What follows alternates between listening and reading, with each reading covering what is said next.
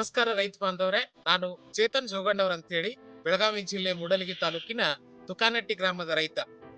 3 ಎಕರೆ ಜಮೀನಿನಲ್ಲಿ ಮೊದಲು ಬೆಳೆ ಬೆಳೆಯುವಾಗ ನಾನು ಡಿಎಪಿಯನ್ನ ಉಪಯೋಗಿಸ್ತಾ ಇದ್ದು ಭೂಮಿಗೆ ಡಿಎಪಿಯನ್ನ ಬಳಸ್ತಾ ಇರೋದನ್ನ ಒಂದಿಷ್ಟು ಗಮನಿಸಿ ನಮ್ಮ ಗ್ರೋಮರ್ ಕಂಪನಿಯವರು ನಾನೋ ಡಿಎಪಿ ಅನ್ನುವಂತಹ ಒಂದು ಬಳಕೆಯನ್ನ ಮಾಹಿತಿಯನ್ನ ನೀಡಿದ್ರು.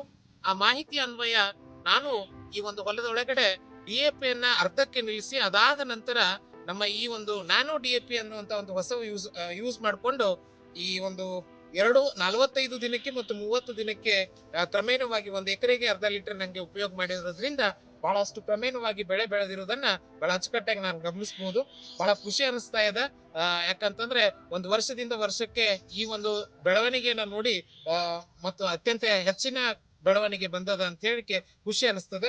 ದಯಮಾಡಿ ಎಲ್ಲ ರೈತ ಬಾಂಧವರು ಈ ನ್ಯಾನೋ ಡಿಎಪಿ ಅನ್ನ ಉಪಯೋಗ ಮಾಡೋದಕ್ಕೆ ನಾನು ತಮ್ಮೆಲ್ಲರಿಗೂ ಅತಿ ಖುಷಿಯಿಂದ ನಿಮ್ಗೆ ಹೇಳ್ತಾ ಇದ್ದೀನಿ. ಧನ್ಯವಾದ.